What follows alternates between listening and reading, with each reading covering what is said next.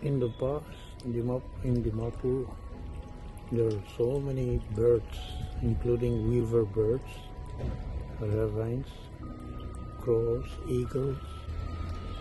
But nowadays, we hardly see any birds. So, in order to increase at least some bird population, putting some bird seeds for the swallows to come and eat the bird seeds, and also making some bird nests in my compound so that they can come and increase their population.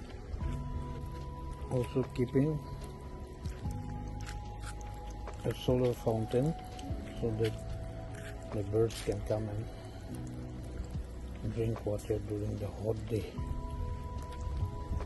Bird seeds are also kept in the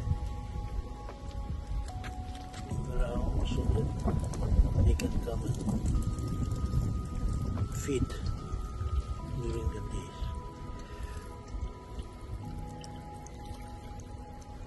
In hope, in the days to come, the bird population in Dimapur urban area will increase.